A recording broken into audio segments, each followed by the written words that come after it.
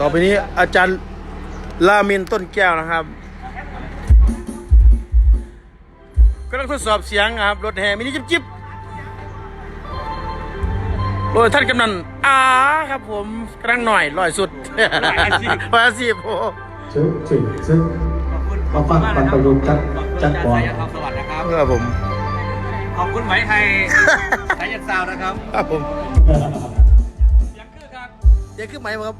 คือครับเอาไปไว้เก็บเธอไม่เขาเนี่ยตังไว้ไม่แก้ม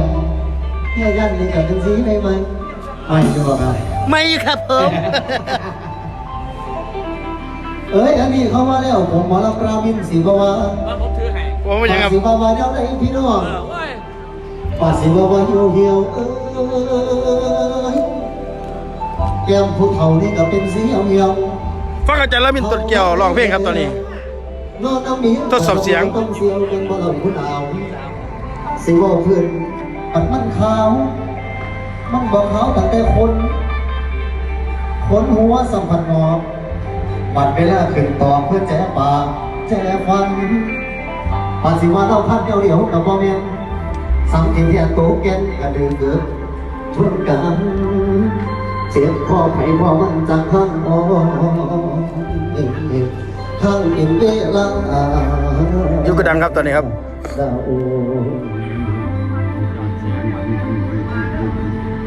มันหย่อนเสียงอาจารย์รามินอยู่ตากแดดพุ่น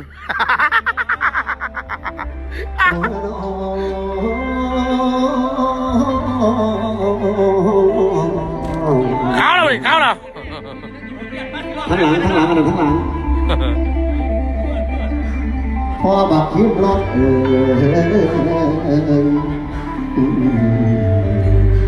บังไฟบังนี่เคยสูง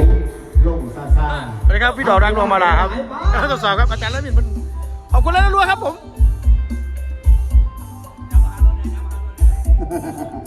โยนใส่กัน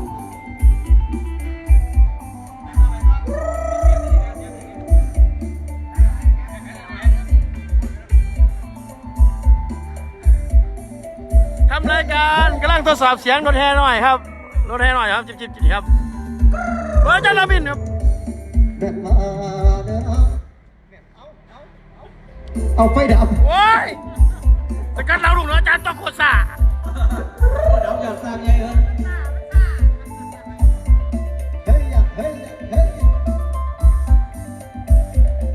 ไฟดับไฟดับไอ้ขวัญมาหาไอ้ขวัญ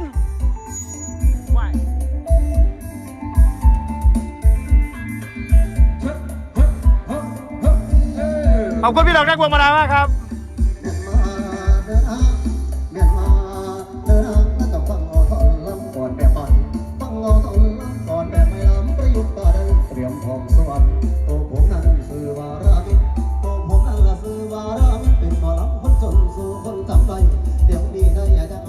มาไอ้ขวัญเดี๋ยวนี้ให้ยังอลับร้องแล้วซื้อรามินต้นแก้วมีไฟผู้เดียวว่าอีกแล้วแบบไม่ลำบอนมาอีกแล้วแบบไม่ลำบอนรามินต้นมีมันบอลไว้หรือเปล่าจังหวะนั้นพิงกันกับผู้จังหวะนั้นพิงกันกับผู้ลำประยุกต์แบบผู้ลำสู่แทงขาละแบบหนึ่งนั้นหัวละแกนลำไว้แบบหนึ่งนั้นหวานแกนลำไว้จะทั้งใจคนฟังลังไหลป่าน้ำจังหวะสร้างเทียมมาดงในป่าจังหวะสร้างเทียมมาดงในป่าลำแบบป่าเป็นก้อนคนก้อนร้อนตามจังหวะน้ำต้นตาไทยจังหวะน้ำต้นตาไทยจะเสียมาจะมาลำแนวนี้บางทันที่เมื่ออุบลคนสาบางทันที่เมื่ออุบลคนสาลำจังหวะโยโย่คือสามลมมาตอนแรกว่าหัวดาวหัวโอเมฆาหัวดาวหัวเคยชำระมาหลายฝ่ายการลำโรแนวปกครองการลาเสริมเพิ่มใส่แนวปกครองการลาเสริมเพิ่มใส่ทั้งสมัยดูเรือนเสริมเติมบ้าบอสวัสด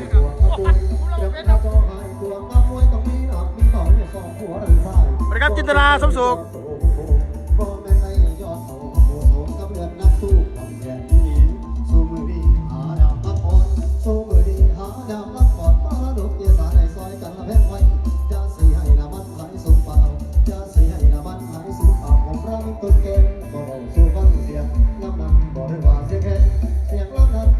เสียงแค่ในภาพกันของแอนรักษาเอาไว้แม่เว้ยแม่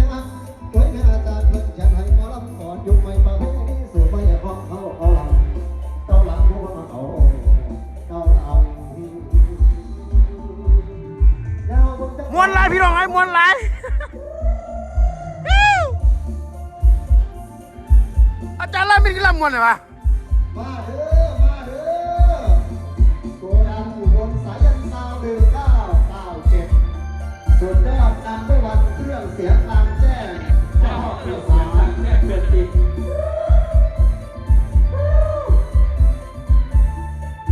เป้าขาวพ่อหัวลำกัน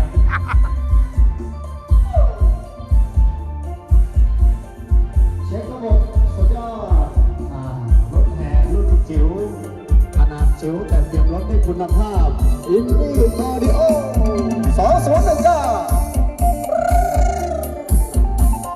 เชิญเชิญ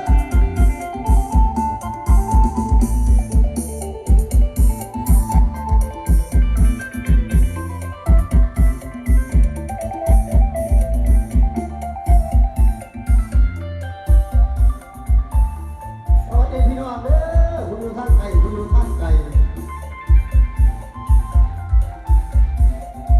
อาจารย์ต้นครับ แบบร้ายไปเลย อาจารย์ต้นโคซากำลังมีเสียงตัวสาว มาแล้วเสียไอ้เพิ่งไปนี่ สวัสดีครับเฮียทรง โอ้ยดีไซน์ช้าเหมือนกันเลยข้าวเดียวเลยมีงานมาเรียกว่า กำลังทดสอบรถแห่หน่อยครับ บ้านนั้นกับว่าท่านจัดคือกันท่านเจ้าวัดท่านได้ทรงมา